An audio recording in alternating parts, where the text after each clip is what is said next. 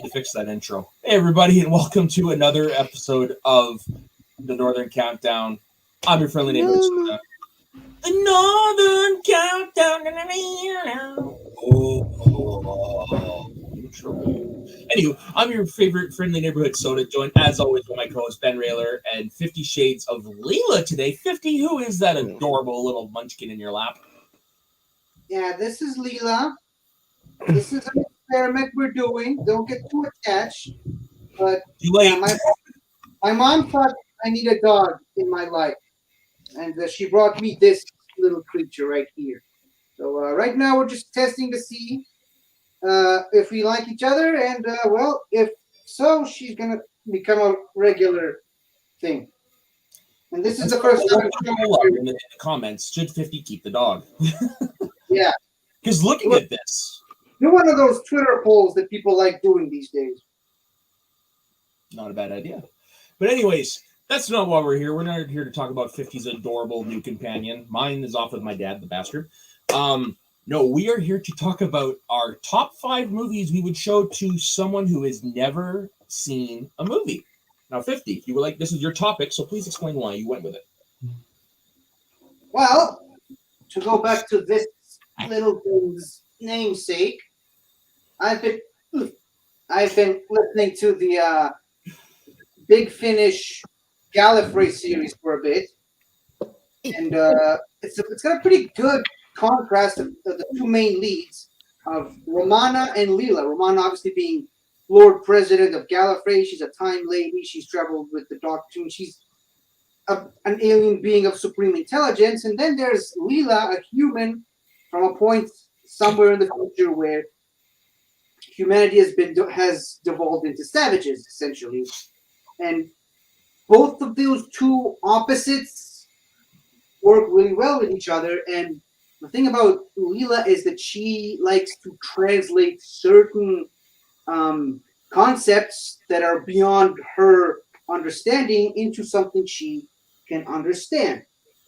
Like movies, and like, as we've seen in her second ever episode on the show, a yo-yo, or the TARDIS. How do the TARDIS insides and outsides work? And, well, all kinds of stuff. So I decided to experiment by thinking, how would someone of that upbringing feel about movies? Someone who hasn't been on Earth, doesn't know our way of form of entertainment, which is movies are, or just someone who was before the time of movies or after the time that humanity has abandoned movies, if that ever happens. But they're smart enough to understand the concept of what a movie is. So then that's more or less my concept. Based on your description of Leela, I realize I have something in common with her, because if somebody's explaining something to me I don't understand, I try to relate it as using a metaphor of something I do understand. That's basically what she does. Yeah. That's kind of cool to know that I have that in common with her. Now, this is going to be a fun list, because I woke up this morning, I'm like, I don't know what I'm going to do. And next thing I know, my whiteboard's just full of movies. Yeah. Do you want to give the audience a bit of a tease of that? Yeah, so you can't quite... I'm going to do it fast enough so you don't see what the movies are, but this is basically what my list looks like. Holy shnikes. Yeah, no, this is going to be fun, because these are really good. These are movies that I just love in general. And I'm not going to lie, a bit of a spoiler, only one movie from my personal top 5 made it on this list. And it's not Rocky. It's not Rocky. I don't know, man. I saw something that looked a little bit like Rocky. Oh, yeah. It's not in my top 5. Oh, okay. Another movie from my top 5 made it. Anywho, let's just get this list off the way. 50, do this the honors of kicking it off, please. So all 5 of mine have made it to the list for different reasons. And my number 5 is for a very specific reason, and it's the first Doctor Strange movie. Oh. Ooh. And it's not for anything too particular with the story.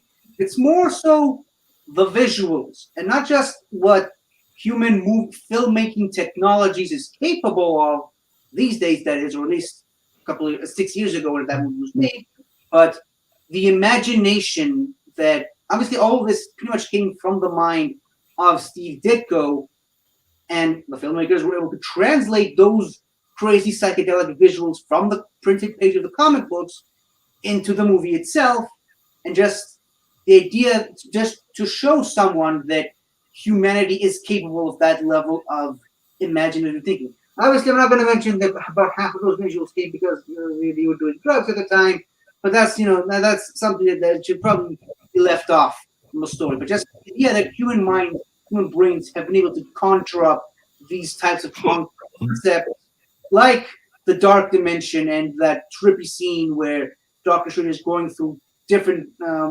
multiverses, and just the way Dormammu looks like, and the mirror dimension and all that, and just to show them again, someone was able to think of something like that, and more importantly, put that onto a movie screen. Nice. See, I was thinking about what MCU movies I would put on there, but it's just like, you know what? I just didn't include any just because they're obvious to me. Kind of obvious. Like, they're great movies. Why wouldn't I show them? I decided to go with different picks. Yeah, but like I said, specific reasons. That's why. Yeah, those make my list. And that honestly, that is a great one you could show as a standalone. Because that was one of the struggles I had. Like, if I were to choose an MCU movie, which one would I do? Because for the most part, they're all interconnected in a way. But Doctor Strange is even though you do Ant-Man. true. Ant-Man, yeah. You could also do something that's on my honorable mentions, but we'll get to it. All right, so we've got Doctor Strange from 50 as his number 5. What is your number 5, Ben? Lord of the Rings. Then you show what people could achieve. So hold on, you're doing the entire trilogy? Yeah. Because here's what you want about those movies. They are incredibly well done. And yeah, I mean, everything from the acting to the visual effects to the story, everything is amazing. And the CGI still holds up.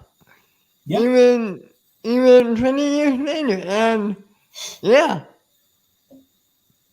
I would do Lord of the Rings. I was not thinking trilogies, but if I'm being honest, that's a great one to choose. You just got to make sure they have enough time to sit there. That's a lot of, especially if you're going to do the extended cuts. Well, maybe they perceive time in a different way than we do. Yeah. Wobbly, timey-wimey stuff. Yeah, but I'm with you, Soda. I didn't necessarily go trilogies because I decided to just go standalones. Because if I was going trilogies or franchises with multiple entries, would have been a completely different list. Right. That's why I don't have. Sorry, Ben. I don't have the Back to the Future trilogy on because I decided that if I'm going to do it, I'm going just to pick out one from an extended franchise of movies. Yeah, Back to the Future though. That was a struggle. That one, the first one. What do you mean a struggle? Yeah, what do you mean by that? What? Oh. I didn't hear that. I said it was a struggle on whether or not it should be on my list. Oh. All right, so my turn then? If you like. Okay, so I'm kind of, all my choices are for the most part representations of different genres. This one, it's got some sports element to it, but I went with it because I think it is the best representation of why people like me love professional wrestling. And I went with the movie that introduced the world to Florence Pugh, Fighting with My Family. Ooh, that's not on my list. I did not, but as soon as you said that, I was like, yep, he's going for Fighting with My Family. Yeah, it's like I've seen enough wrestling movies in my life to say that this is easily the best one. Because not only is it's actually based on a true story. The character that Florence Pugh plays, Sarai Knight, is actually a real person, former WWE's Divas champion Paige. And the cast is great. The story is great. A lot of it's relatable, and it actually it does convey, at least to me, why people become so enraptured into the wrestling business and why people join. And for that, Sorry, I needed to do something. So based on those reasons, because it's a great movie, great cast, it's kind of relatable, I would definitely show that to them because it also conveys, like I said, it's the easiest way I can convey to somebody why people like me love wrestling. And if you haven't seen it, I do recommend go watching it. You don't need to be a wrestling fan to enjoy it. It's a good movie. It's just one of those. It flew under the radar the year it came out, unfortunately. Yeah. It's been on my list since it came out. I might go and watch it today. Yeah. And I recommend it. And then listen to Florence Pugh in that movie, and then go listen to the real person she's playing. Tell me if you can hear a difference in the voice. She did a good job on the British voice. Okay. Yeah. And you got Nick Frost as the dad, and you've got Lena Headey as the mom. Vince Vaughn is in there as a trainer. And then, of course, The Rock makes a cameo, which if you've seen the trailer, it was in there. But yeah. Is that the only scene The Rock is in? No. Okay. He executive produced the movie, and it was directed by Stephen Merchant. Okay, nice. Very tall, gangly guy from the British Office. Co-creator of The Office, I should say. Or you already know Calabac from Logan. Yes, that's right. I forgot. Calabac from Logan. Thank you, 50. Yeah. Thank you. Yes, that is my number 5. Fighting with My Family, the best wrestling movie I've ever seen. I've been wanting to see that when they were talking about it back when Collider Live was a thing, but then 2020 happened and my desire to watch movies kind of faded away. But you know what, 50? If you are looking just for a movie that you can't decide, I just throw that one on. It's not that long, and it's a great drama. Okay, cool. Nice. Alrighty. So 50. What's your number 4? Yeah, that was quick. So my number 4, a movie I've mentioned multiple times on this show, and a movie I have actually contemplated showing it to someone who never actually saw movies. The Lion King. Shut up, you. The Prince of Egypt. Oh, that's such a good movie. Because somewhat of a segue from yours and somewhat of a segue from Ben, sort of based on true events, but there's an element of fantasy there, and again, what people can achieve, and it shows. First of all, it shows the cruelty of humanity, of what people can make it, and there's also obviously, for obvious reasons, a lot of connections in that movie between the Egyptians and the Nazis. Mm-hmm. Again, for obvious reasons, it shows how badly humans can be. But at the end of the day, it's a movie about faith and, staying together and, something that Taco hates a lot, but the chosen one or, fate and whatnot. And it's more or less kind of a remix from there as a story. Yeah. So all those stories are just rip-offs of that biblical story in a way. But yeah, I mean, it's to show a concept of faith, but be careful with those two words. But a concept of human faith to someone who might have a different view of faith, maybe stronger in faith, or someone who doesn't have the concept of faith in their vocabulary. So, yeah. I like that because it's a great example of a biblical story that doesn't necessarily beat you over the head with it. Yeah. And it's got some funny comedic moments in there. Great animation and a phenomenal voice cast. It's Val Kilmer as Moses, isn't it? Who? Isn't it Val Kilmer? Yeah, Val Kilmer. That's Val Kilmer. It's Ray Fiennes as Ramesses, Patrick Stewart as Seti. Who else is in there? Michelle Pfeiffer is there, I believe, as one of the two ladies. And I believe Mariah Carey is also Moses' sister. Maybe she was doing the singing voice. Can't remember, but that seemed likely. Okay, I got the cast list here. So you got Val Kilmer as Moses, Ray Fiennes as Ramses, Michelle Pfeiffer as Zipporah, which is his wife. Moses, is that his wife? Okay. Sandra Bullock is Miriam, which is the sister. Jeff Goldblum is the brother. Is Aaron, yeah, which was awesome. Danny Glover as Jethro. Patrick Stewart as Seti, which is Ramses' father. Helen Mirren as the Queen. This is awesome. Steve Martin and Martin Short as Hotep and Hoy. Or as I like to call them, Steve Martin Short. Oh, those two together are genius.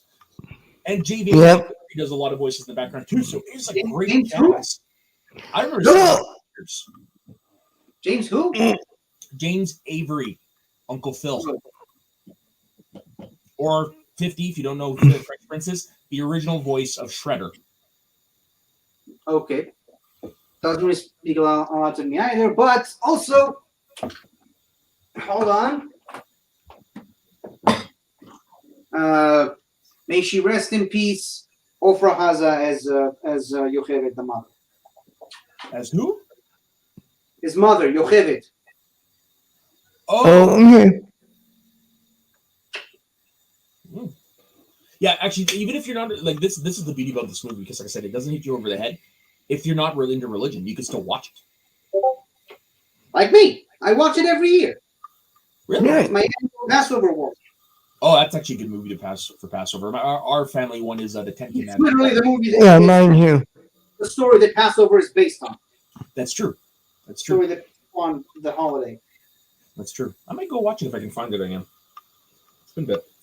All right, Ben. You're number 4. My number 4 is Avatar. Really? Last Airbender? That's actually a good. No. That's actually a good example for a movie to show.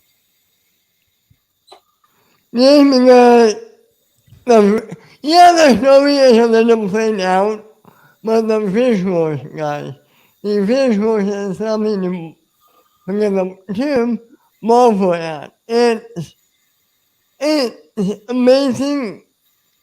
Do we need an Avatar too? I don't know, but I'm interested in to see what James Cameron does next. And they great in 3D, but even if you don't see it in 3D, it's still beautiful to look at. Oh, from what I understand, Jay Cameron's is bringing back 3D for this. And you know I what? Yeah. wanted back for the original. You know what? I don't personally care for 3D myself, but I will willingly watch Avatar in 2 and 3D because I will go to my grave saying the first Avatar is still the best movie I've ever seen in 3D because it was Yep. made in 3D. Yeah. Hey, your mom didn't like the dog, 50. Yeah, she doesn't like the name. Not surprised. I kind of like it actually. Look at that. Kind of wish I got to name my dog. Oh, What? no, named him probably Logan because of the Wolverine thing. Mm.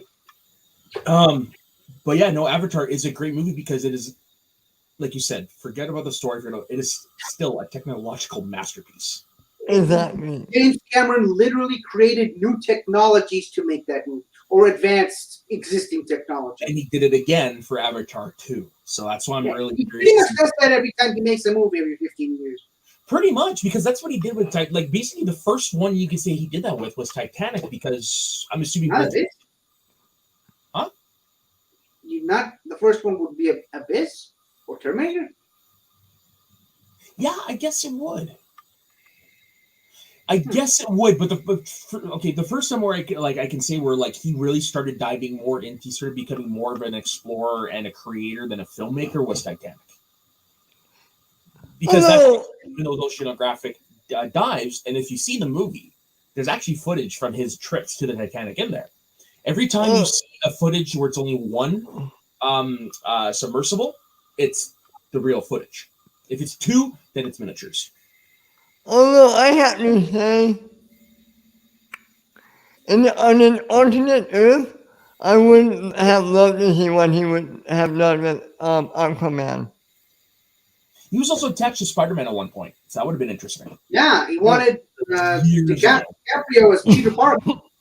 Yeah, I heard that. And I think my dad dropped off my dog. I'll be right back. Oh, Yeah, well, hey, Dad. that kind of sucks because it's your turn, man. Sorry, Dad's still here. I just come back. I know, I heard you. Did you do my thing? Not yet. I'm gonna do it in a minute. Thank you, folks. Say hi to my dad. What? Okay, so you can take him back. So my number 4 is the movie Rent. Hmm? I'm doing the show, Dad. Oh, I'm sorry. Okay, I'm gonna lock on Okay. this thing. No, you can leave it here then. Okay. My dad. I'm gonna go. So don't forget my I won't. Sorry, folks. My number 4 I chose because I wanted to pick a musical, and I wanted to go with something that. Surprise! Shut up. I wanted to pick something that at least has some relatability to it. So I went with the movie Rent. Interesting. Because Rent is a time capsule of late 1980s New York. Basically, it's about struggling artists living in the hub of entertainment, but who are basically living in the slums and can barely afford to live. And you can feel that in the music. Sometimes it doesn't bother them. They always, I don't know. I think when it comes to musicals, this is probably the best one to encapsulate what humanity is about. One facet of humanity. There. Yeah, sorry, I made this while you were talking with your dad. Thanks. But yeah, so that's why I know neither of you have seen that, but that's why I went with Rent. Like I could have gone with Grease, which is my favorite musical. I could have gone with Hairspray, but there's just something about Rent that is relatable because it's based on people that Jonathan Larson knew in his life. I still got to see Rent, and I still got to see Tick, Tick, Boom. Yeah, I gotta finish Tick, Tick, Boom. I fell asleep the first time I was watching it. I heard it wasn't that much worth seeing, but Really? Everybody I know, but then again, everybody that I know watches it are music theater nerds. So everybody I know has I guess it depends on the target audience. But which is fair. to quote, speaking of Spider-Man, to quote another really great line, Rent. Oh, God.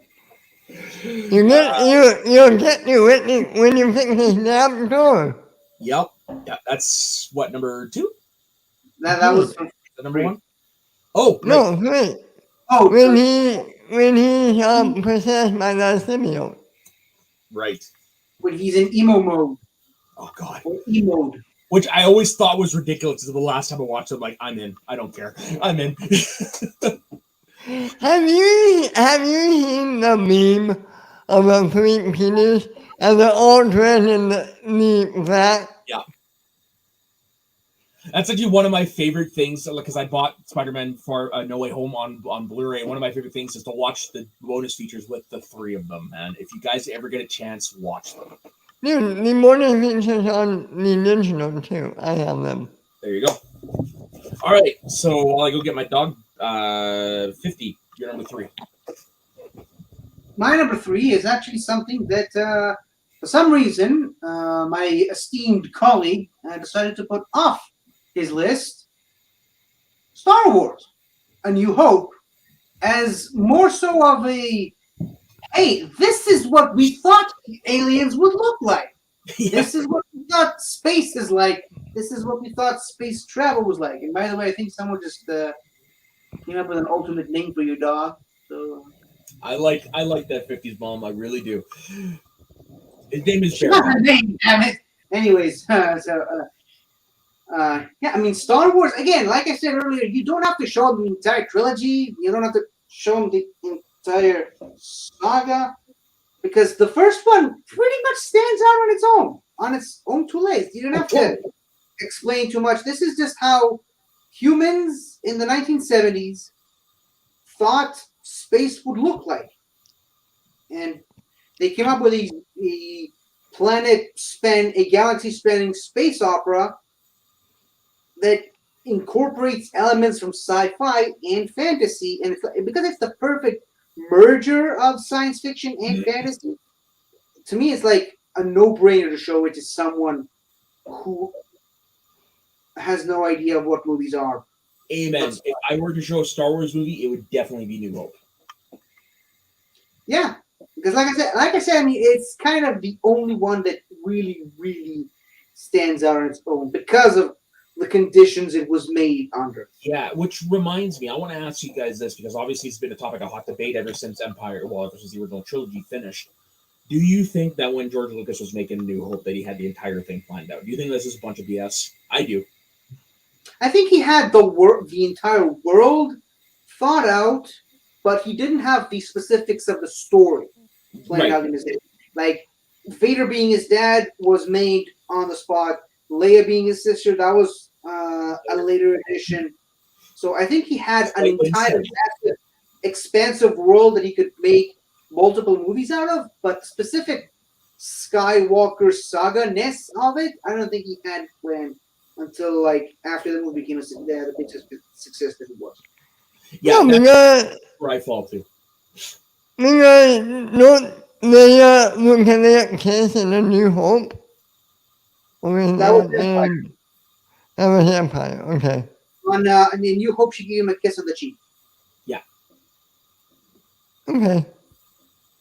Which again, I don't understand why that bothers people so much. Again, it shows that is like epic proof. He had no idea. He didn't have that plan when he was making the movie. Exactly. Yeah, no. And even if he did, they did not know about their connections with each other. It's not like people are accusing that movie of incest. It's not. They did not know who they were. Like, come on. It's like the story of Oedipus. Do you think Oedipus knew that was his mom at first? No, of course he didn't. Do you think he knew it was his father? No, they specifically planned it out. So, I'm talking about Oedipus. The story was specifically planned out that he doesn't know who his father and mother is. Only his mother knew years later, after the thing. Yeah, God, I love Star Wars. Like I said, still my favorite Star Wars movie, and don't think it'll ever change. And who would leave a perfectly good headline around? That's true. No way to get ahead in life. On the moon. Alrighty, Ben. What is your number 3? An animated movie is a classic. It's in my top 5. It's a Disney animated movie, Beauty and the Beast. Of course. Greatest. Didn't even make my list at all. How? Oh, How? You of all people. Wait till you see what else is on the rest of my list. Okay. Yeah, that'll be half an hour. I'm looking forward to. Proceed, Ben. I love this movie. I love the story. I love the animation. The ballroom scene is my top 5 favorite scenes of movie history. The blend of 2D animation and CGI, the classical song, the fact that I don't think there's one celebrity voice in this movie. Well known celebrity anyway. This movie is great. I agree. That scene of the ballroom scene, still breathtaking 30 years later. Even though that was primitive CGI animation. What the hell? Sorry. Welcome to Watch Mojo. My just randomly started playing a video. It's early CGI animation, but it still takes your breath away, man. Still so good. Yeah. And obviously, I'm surprised none of you mentioned this. It's a tale as old as time. Oh, yeah. Really? You took the words right under my mouth. I was just about to say that. Man. I thought you forgot. Never mind. Oh, it must have been while you were a kid. Sorry, it's a Meatloaf song. Okay. Okay, then. So I guess it's my number 3, then. Yep. So this is the only horror movie to make my list. And the more I think about this movie, the more I've come to realize it's actually my favorite horror movie. It is It Chapter 1. It Chapter 1. Holy. Why would you want to show? Why would you want to show that to exactly? In case you want to watch something that's, hey, show me something scary. Here you go. Well, why would you want to give them ideas? Yeah, why? You guys are showing them movies with aliens as the bad guys. Come on, who's giving who ideas?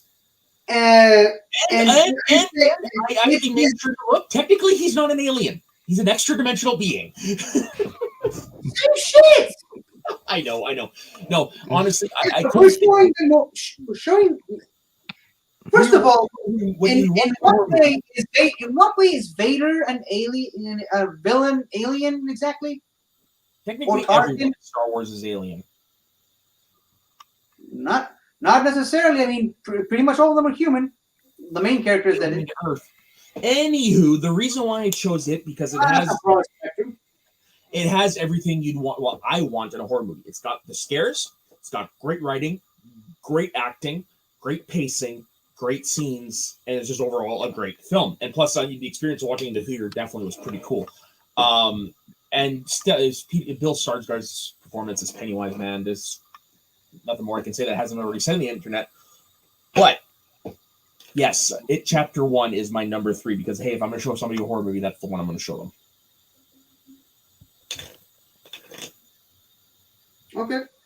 I don't understand why you have to show them a horror movie, but whatever. Maybe they're into that kind of shit. Exactly. You never know. Alrighty. So 50, you're number 2. Wow, we're really going through this really quickly. I'm surprised. Surprisingly, we are, and it feels like we're talking more. Yeah. Weird. So number 2 was originally my number 1, and it was kind of the one that started this idea years back. But for obvious reasons, I moved my. You'll understand why my number 1 is my number 1. But this was the original one, this one that started it all. The Elephant Man. Oh, I love. You're talking the black and white one, right? Yeah. Really? Wow. Love this movie. But is there another version of The Elephant Man? I was just double checking. There could have been. I don't know. But it's just I wanted to make sure we were talking about the same movie because I love David Lynch's The Elephant Man. Little known fact, produced by Mel Brooks. I never saw it. Wow. Yeah, he at around that time he produced a bunch of movies, but he didn't put his name on the advertising because he didn't want anybody to think they were comedies. Oh. Because he also produced David Cronenberg's The Fly. But anyway, Is that the remake? Yeah. Oh wow. Right. Proceed 50. That movie, much like The Prince of Egypt, it literally shows the best and the worst of humanity. And the thing is, Joseph Merrick, which is his real name, by the way, Yes, Joseph sir. Merrick was one of us. He was a human being. It just happened. He even says as much in the movie, but he just happened to look the way that he did. Mm-hmm. And people treated him horribly for it. But at the same time, you have the Anthony Hopkins character and the other female character in the movie that I can't remember the name of at the moment. It's Madge, played by Mel Brooks' wife, Anne Bancroft. Oh, well, the more you know. But yeah, it's like I said, the best of humanity and the worst of humanity.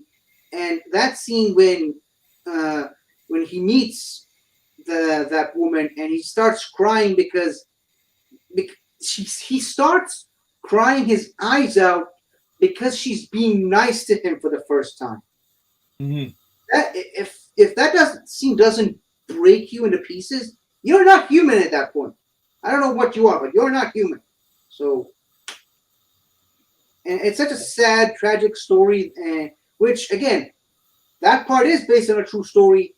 That he died because he tried to sleep lying down like a normal person, and that's he suffocated for it. I was actually going to bring that up because that to me is the heartbreaking thing about the whole story because he has to sleep sitting up because his head is so heavy that if he were to lie down, his neck would snap within minutes. That's how he died. Yeah.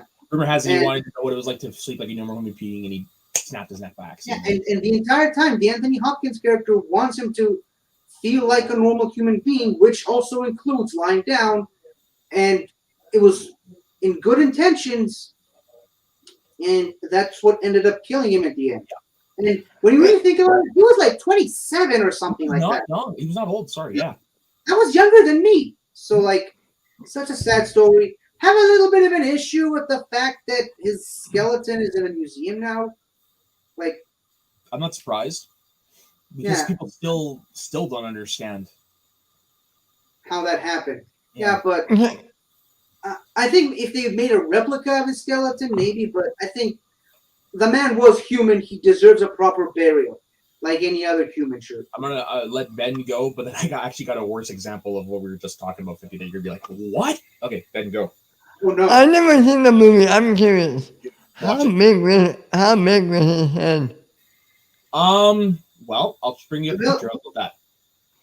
Well. You could do that, or you could just send it to the group chat because I don't think the audience, namely my mom, is ready for that. I will at the do that moment. right now. I will save a picture and send it. No, what I said, I have something that's actually creepier than the Merrick skeleton. There's a museum in Philadelphia that actually has a diorama of what the nervous system looks like without any skin and nothing. Now, here's the creepy part. That is actually a human nervous system. That is from a former janitor of the museum. But did the janitor willingly donate his nervous system?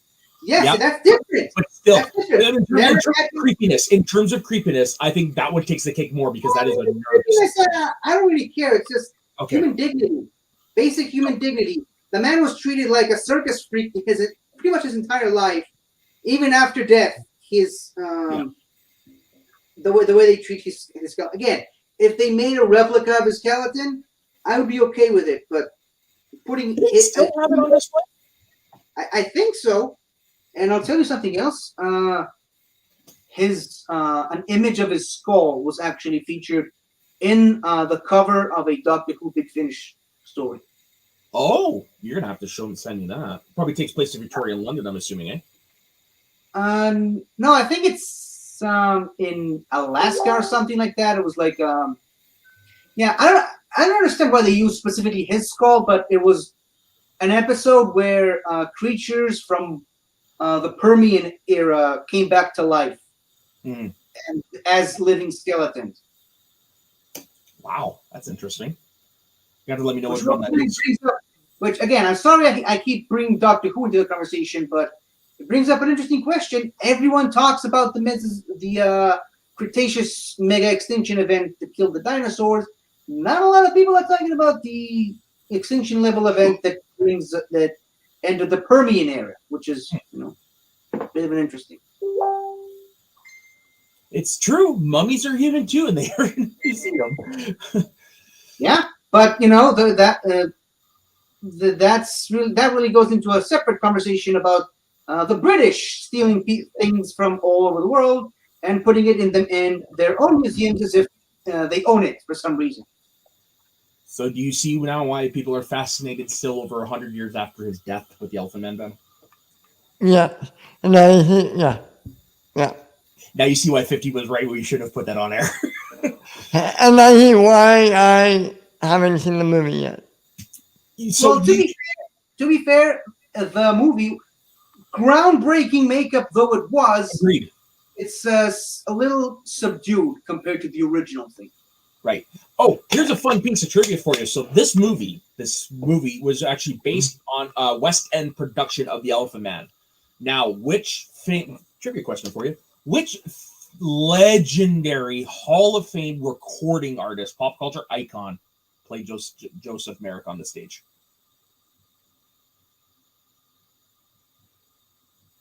Frank Sinatra? Would have been way too old by that point. Can you give us a year range? Let's just say his biggest influential area was the 70s era. Elton John? No. 50? 70s? No, that's the 80s. I don't know. Freddie Mercury. Close. David Bowie. Of course. Of course. You were Makes close to sense. that 50. Yes, David Yeah. Bowie played a role on Broadway, on the West End. Nice. Yeah, no, Ben. Watch the movie. That's all I gotta say. I watched that movie. I think it was a little too young, but worth watching. My grandparents owned it. I did this was back in the day where I used to do double features of movies that aren't really that connected to each other, but they have one little thread connecting them. And it was I did a double feature with that and 1984 because John Hurt. Oh, nice. John Hurt plays the Elephant Man in this movie. Oh. Yeah. Okay. Yeah, no, Ben, And, go watch it. before we move on, this is the cover that I mentioned earlier. Oh yeah, that's random. Yeah, again, I like it. It's random. they needed something that looked like a messed up skeletal creature, and I guess Merrick fit the bill. Well, yeah. Alrighty, let's move on from the macabre. Let's go on to Ben's number 2. Two. Yeah, number 2. It's a heartwarming movie about one of Hollywood news spend time with their kids. It's heartwarming and funny. It will make you cry and it will make you laugh. Hello!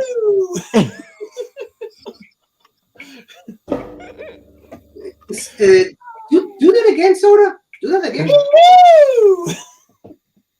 I thought she was responding to that. Never mind. Okay. God bless you, Ben. Mrs. Doubtfire. I love another movie. I love it. Actually, I never even thought about this one. Me neither. Didn't even register when I brought up that idea. I've been watching that movie since it came out on VHS in '93. I love this movie. It's a great story and that scene when Robin Williams is, I'm guessing improving in front of the lady trying to get work or a job or something, and he didn't go to all his voices. Yeah, his impression of a hot dog. Yeah. My favorite line is an improv. And it's like, oh, he went that way with the drive-by fluting. Pierce Brosnan is the villain of the movie. Sally Field. Harvey Feinstein? Yeah. And no, Firestein, sorry. Feinstein and the uncle. Oh my god. It's his brother, yeah. Yeah, no, great stuff. And then the kids, of course, you got Matthew Lawrence from Boy Meets World and all that stuff as the son. And you've got Mara Wilson, who was all over the place at that time as the youngest daughter. And I'm forgetting the name of the oldest daughter. I apologize to her right now. But yeah, this is such a good, heartbreaking, heartwarming movie about what a lengthful guy would do to be with his kids. Yeah, in my top 10, I think. I love this movie. It's easily top 25. I wouldn't know where it falls, though. It's my second favorite Robin Williams movie. First. Really? Mingling, man. Mingling. Sorry, I forgot. Yeah, no, Mrs. Doubtfire. Yeah. Have you seen Mrs. Doubtfire 50? You know what? I don't think I did. I saw clips from it. I don't think I saw the whole movie all the way through. You know what? If you want a movie that's a pick-me-up, watch it. I think you would get a lot of laughs out of it. Again, not a long movie, but damn, it's funny. And it will make you cry at times. Agreed. Of course it will. This is one for you. You know who plays the neighbor that rats him out at the beginning? No, who? Tim, the Toolman, Taylor's mom, the actress. Oh, really? I knew she looked familiar. Yeah. You mean Mom Home and You watch. Yeah. All right, so my number 2 time. Okay, so this is the only one from my personal top 5 that made on this list because it kind of crosses 2 genres at once. It's a historical epic. It's Titanic. The reason I chose Titanic because like I said, it's historical. It actually is based on true events, the ship-related thing. Plus, also, I think with that scene in the beginning, that little scene where they're discussing the sinking, gets all that out of the way so you can enjoy the rest of the movie. So for somebody who's watching it for the first time, I think that's a great thing. Plus, it is in my opinion, the last truly great epic to come out of Hollywood. Like, I know you've had the Patriot since then, stuff like that, but Patriot's not on the same scale. I wouldn't call Patriot epic. Well, it was an attempt at an epic.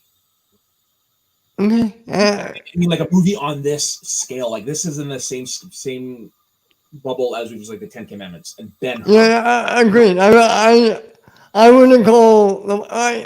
I'm agreeing with you. Yeah. I would not call the Patriot an epic.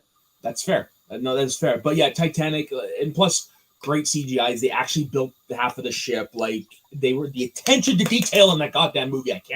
I cannot ever not gush about that.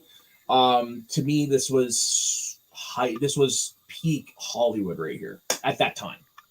It didn't get any better. And it's not often you see movies like this where it just keeps climbing in box office, and there's a reason for that. But yeah, I would pick Titanic as a movie to show, just because, like I said, this is a great historical epic that it also shows you a snapshot in time and about the human arrogance of the Industrial Revolution. So yeah, and a love story. And the love story, exactly. And great music. Oh, James Horner. Not many people talk about his score for this. They should. It's great. Yeah, and I was actually more referring to the Celine Dion music, but same. Well, yeah, written by James Horner as well. No. Random question. Did I ever tell you about the Lego Dimensions Easter egg with the Titanic? No. So in the Ghostbusters level pack, that's part of the main story. In the Ghostbusters level, we actually get to play through the first movie. There's like a secret bonus area where if you do certain puzzles, the ghostly Titanic from the second movie shows up, and you can actually go inside and explore the ghost of the Titanic from the Ghostbusters 2, but you can actually build a sort of platform for the DeLorean, and you can actually use the DeLorean to travel back in time to the actual Titanic. And I'm pretty sure they bring up there's a lot of references to the movie Titanic in the Ghostbusters level, which is accessed by the DeLorean. This is why I will say it till the day I die, Lego Dimensions is the best game ever made, because you can do stuff like that in a Lego game. Well, to quote the great Cheech Marine in Ghostbusters 2, better late than never. Yeah. Alrighty, so it is honorable mention time. Okay, so I think me and Ben should go first, right? That's what I said, 50, you go first. Okay, so as Ben already mentioned, Beauty and the Beast, Lilo and Stitch, Pokemon the first movie. Oh, that reminds me, Lilo and Stitch. Happy birthday, Jess! Yesterday, but happy birthday. Yeah, well, to quote you from a couple of minutes ago, better late than never. Yeah, June 4th is birthday, but for her, it was yesterday. So happy birthday to our resident Kiwi in this space. Happy birthday. Really hope it's Nice. Really not what I was planning would be the next goal, but never mind. Too late for that now. So you interrupted me. I said Pokemon the first movie, specifically from Mewtwo's speech in there about the circumstances of one's birth and all that. And I'm pretty sure I had more on my list. Oh yeah, Guardians of the Galaxy, the first one. Oh, nice.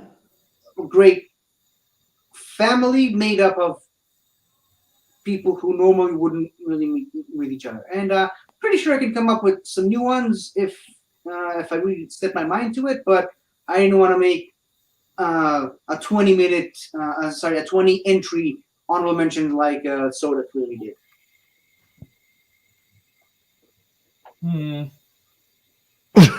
Ben, I only have one. And some like, okay, two. Some argue these are the best movies ever made. The Godfather 1 and The Godfather 2. I love those movies to death. They're great. I mean, they're amazing, incredible.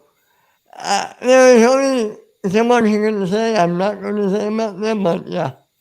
Those two are my honorable mentions. Very nice. Very nice. Okay, so my honorable mention list. All right. Field of Dreams, because it is a great story about the father and son relationship. Plus, it is probably the best movie to probably convey what baseball means. So if I went, this is a superhero movie I went for because it's my favorite, Batman Begins. The Mask of Zorro, great swashbuckling film. Pirates of the Caribbean, The Curse of the Black Pearl. 1917, because that is some of the best cinematography I've ever seen. This is the only silent film on my list. It is Charlie Chaplin's The Circus.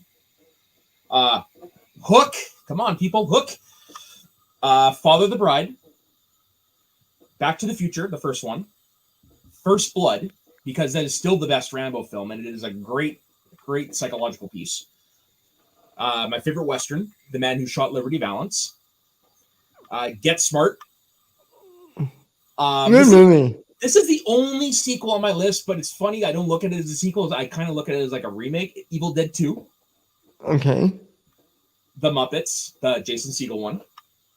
oh, That's a happy song. This is where Rocky falls on my list because it's too obvious.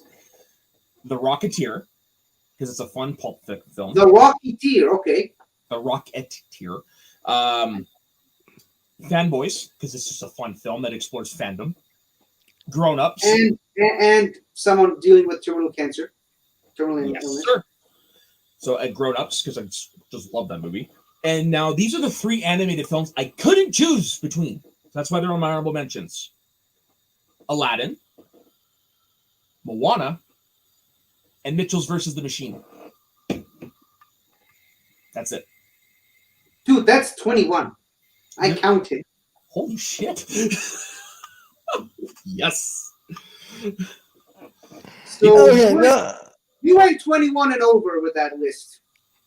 That's a movie I own. It's a movie I like. Nice. Funny movie. Dude, we just circumcised Jeff Chang. Go ahead, man. I haven't watched that movie forever. I'm wondering why I didn't have Hook on my list. Why? Because as much as I love that movie, can you really show somebody who's never seen Peter Pan that movie? Yes, because there's enough exposition to explain Peter Pan in the movie. Okay, Well, let me ask you another different question. Can you show anyone an alien the original Peter Pan movie from Disney? Probably not a good idea. Definitely not. Definitely not. No, Hook you can because they do explore his background a bit. You do get the flashbacks with young Wendy. You do get the flashbacks with young Peter. Like, they actually delve enough into the original movie. Okay. All right, I love Hook. It's in my top 5. I just showing somebody a movie, I think I would prefer Mrs. Doubtfire because it's more about what a human is capable of, in my Agreed. opinion. No, 100% agreed. I just went with Hook because it's a fantasy. It's got swashbuckling. No, of course. Score, like, it's got a lot of stuff. But I understand why you didn't go with it because, yeah, some people might be like, well, Ken, don't you need to see Peter Pan first? I don't think you do. That's just me. But other than all that, yeah, Hook is my favorite Robin Williams movie. Is in my top 5. Yeah, Bingering, man, Bingering. Alrighty, so let's do our number ones. 50. I'm not surprised. I'll be right back. I'm going to wait for the dog to pee on the couch. Yeah, so the best movie ever made, obviously. And of course, no stinking humans in that movie. So it's just storytelling. It's just the story, the characters, the animation, the songs, the vocal talent. You can tell someone that movie takes place on another planet, and they will agree with you. They will believe you. You can say that it takes place in Earth's long distant past. They will believe. They will believe you. You can tell them that it takes place in the far future. It all makes sense. Obviously, if you want to talk about canon, the Timon and Pumbaa show kind of throws a wrench in that machine. But if you're just looking at it as a standalone movie, it's a timeless story, and it's the best movie ever made. So why wouldn't you show it to someone who, if you want to show someone a movie for the first time they ever see a movie, it's gotta be this one. And there's a bonus to that. If they enjoy it, they might like the works of one William Shakespeare. Yeah, true, but this is better because talking lions. No, I know, but what I'm saying is it's a good gateway. It's a good gateway. It's true. If you want to introduce somebody to Shakespeare, but you want to do it in a relatable term, I think The Lion King is the best way to do it. Why not? Why not? But yes, 15 is a great movie as well. I will not deny that ever. Thank you. Every day I get along. I'm Kuna Matata, folks. I'm Kuna Matata. Why do I always have to say you're... I'm actually a little disappointed that scene wasn't in the remake. Just a little. Wasn't it what? The new one? Oh yeah. This is one of my favorite jokes. Well, that and when he's in the hula skirt doing the dance. I actually prefer the remake version. I don't remember the remake version. They And, this. That's right. I don't know. Yeah, That's great. I think for the live action remake, that scene makes more sense than the hula skirt. It does. yeah. It does. But the hula skirt is just funny. But seriously, yeah, but in all honesty, what do you want me to do? Dress and drag into the hula? If you want a hunk of fat and juicy meat. Wow. Hey, yum, yum, yum. Yeah, yum, yum, yum. I don't know the words, but I love that scene. They call me Mr. Pan. Yeah. We shouldn't have done that. Remember Remember who you At are. the same time. Okay, my favorite version of that line is from The Simpsons, where he's like, "Remember who you are, Kimba." I mean Simba, because I'm Yeah. sure you've heard of that by now. 50. Yeah, I know. I never got that until I was older. Never got that Simpsons joke. It's a great joke. Great joke, though. All right, Ben. What's your number one? Is it Back to the Future? Yeah, it's a perfect movie, man. You want action, you want comedy, you want, well, it doesn't really make you sad, man. It is a feel-good movie, man. I love it. The chemistry between Michael J. Fox and Christopher Lloyd is amazing. Great soundtrack. It's an awesome, incredible movie. It's my number one. I'm sorry, guys. I know it's apologizing. unpredictable, but yes, it's my number one. That's the reason why it's on my honorable mention list, is because I knew it would be your number one, and I knew it would get pointed. So that's why I left it off. You know how much I love this movie because we just talked about the series. I love the trilogy. It probably would be the trilogy I would show to somebody. Yeah, like I said, if I was going trilogies, I would definitely have that one on the. But even as a standalone, because remember, it wasn't originally supposed to be a series. Despite Right. that, Yeah, but so see, it's a great standalone. the thing is, even though the first one was like Star Wars: A New Hope, was not meant to have sequels, I cannot picture myself watching that movie without watching the other two immediately right after. No, I hear you. I hear you. Hey, what the fuck, man? What are you doing? Oh, this is adorable. You're gonna pay for this. Yep. Yes, I am. No, man, it's. And if you want to hear my bend and thoughts on these movies, we just talked for about half our episodes each. We just went over the Back to the Future trilogy. Yeah, this is the best trilogy ever. Here's the thing though. If Indiana Jones and the Kingdom of the Crystal Skull wasn't made, I would have said Indiana Jones. But Back to the Future is the best trilogy. Yeah, but even with Kingdom of the Crystal Skull, the first three are still a really good trilogy. Yes. Because the word trilogy is in the name. Right, but they don't call it the Indiana Jones trilogy anymore. Just the people who refused to the fourth one. Yeah, but still. It's kind of like how I only. It's like how I only say there's only one Matrix movie. Denial. No, I mean, you don't have to deny that Crystal Skull exists. You can still consider the first three a trilogy. That just happens to have a fourth installment and a fifth one coming on the way. Directed by James Mangold.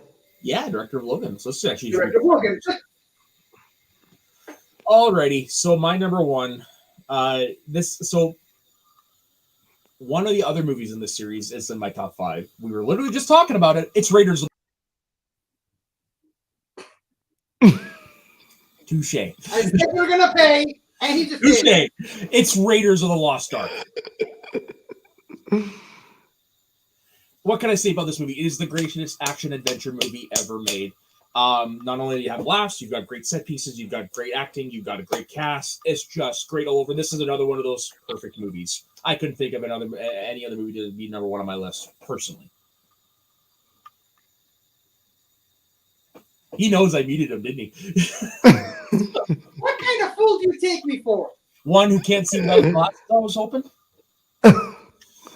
What? I saw the it's literally said right there, the host muted you. I know, but I don't know how blind you are with your glasses. I was hoping you were blind as a bat. Yeah. Guys. Just keep thinking that way. But yes, it's Raiders of the Lost Ark. Indiana Jones, man, the greatest action hero ever. I don't know what else. More than the Doctor? We're talking film here. We're not talking TV. The Doctor transcends all forms of media. Yeah, but this isn't 50s number one now, is it? Well, it damn well should be. Yeah. But yeah, it's Raiders of the Lost Ark. Anywho, I don't think there's any more I can say on that because literally you can go on the internet and find a video about how great Raiders of the Lost Ark is. Yeah, in fact, you can find one with me and Sona. We didn't talk about it. Before Not back. that long ago. Yeah. Plug. So yes, so that is our top 5 movies we'd show people who haven't seen movies before. That was actually a really good list all around. Yep. I had fun with it, and I'll tell you one of the reasons after. Okay then. So Ben, what is your idea for a list? My topic for next week is 5 additional characters that came on to our show well after the show started. Okay. And they have to be supporting characters. Yeah. But here's the question. They had to have come after, but did they have to be considered regulars or just? Yes, they have to be considered regulars. So examples: Oliver Queen in Smallville. Right. Yeah. Kirstie Alley's character in Cheers. Right. That type of thing. Yeah, well, that takes about 50 Doctor Who characters off my list. Thanks for clarifying. Well, there is one you could include, technically. Donna. Oh. She appeared in the Christmas special as a one-off, but then they brought her back. That's one you could technically... For one season. Still counts. Well, maybe two. Maybe two. Isn't she coming back? For the 60th special, yes. Yeah, but, I mean, the first two that came to my mind were Captain Jack and River Song. They would again, count. Oh, those would definitely count. Yeah, they would count. They only appeared in a handful of episodes. They weren't regulars in the traditional sense. Yeah, but 50, you got to look at the BBC series structure. They're only a few episodes long. And she's in there pretty much all of Matt Smith's stuff. And, Okay. and Captain Jack has Torchwood. They would absolutely count. That could be a different list. Okay, Characters that got their own shows. Yeah, I would count River Song more, actually, now that I think about it. Okay. But yeah, River Song totally counts. But here's the real make or break one. Can we have more than 2 characters from the same show? I mean, I think I know where you're headed. Try to pick only one companion from Doctor Who. That's not really where my head was going, but okay. You know what? To make things simpler, how about I make my actual list and a list just from Doctor Who characters? Fine. Fine. Not something I haven't done before. So I've already got Yeah. number one. That would be interesting. So, 50, where can everybody find you when you're not being licked to death by Leela? well, since we've seen her on the show now, she's probably going to become more of a regular on my YouTube channel, 50 Shades of Geek. I was like, Yeah, that's what. It's like you're keeping her? Well, for now, we'll see. But that's one of the main reasons I haven't been reviewing the Obi-Wan episodes yet, because I hadn't thought of a good way to introduce her to the people at large. That's why I had to keep hiding her in the last couple of videos that I made. But since she made what? Is that why you haven't reviewed the audition trailer from last week? I thought you did. I did review it. The Sonic one? I had like four trailer reactions like this, where she was just carefully I concealed. didn't see the Sonic 2 reaction. Yeah, it popped up on my feed. I did do it. Maybe you should look it up. I also reacted to the new Pokemon trailer that happened. Anyway, this is all just a part of a main plug for my channel, 50 Shades of Geek. I'm going to be doing some reviews for the first 3 episodes of Obi-Wan Kenobi, now that I have officially announced my recurring guest for the next few weeks at least. And you can also find me on The Greatest Show in the Galaxy. We just had part 2 of the Alien game with Ryan and Raiko making their return, and no shade on both of you guys. This one might actually be better than the one that you guys competed in. So yeah, make sure to check that one out, and also every Sunday over here on Rolling Countdown with these guys, It gentlemen. may be better 50, but we're still the first. Yeah, well, if you want to play that card. Of course, I just did. Ben, where can everybody find you?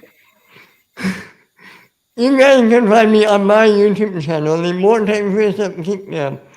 Every Monday on Dissecting the Smalldown, every Wednesday on Jedi Academy, every Friday on the Weekly Geekdom, and every Sunday night on the Sunday Night Show. Tune in tomorrow night because we have something special planned.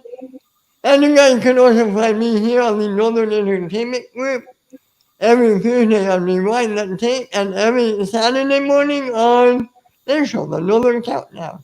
The Northern Countdown! And as for myself, you can find me on my personal Instagram and Twitter at soda_the_saxman. You can find me on all the shows on this channel that these fine folks have mentioned. You can also find me Wednesday nights over on my wrestling show on this channel, The Sword Slice, with my co-host, Destin Dubuque. This week we went over AEW's Double or Nothing. And then, of course, later today, you can also find me over on the Dropkicks on the Let's Get Ready Network, the wrestling show I'm involved with over there, where we'll be discussing MJF's massive pipe bomb promo for Wednesday night, and also CM Punk having to take a hiatus because of an injury just after winning the title. Definitely check us out over there. So on behalf of myself, Ben, 50, and Leela, thank you very much for joining us, folks, and we will see you next week on the Northern Countdown. Have a good day, folks, and have a great, lovely weekend.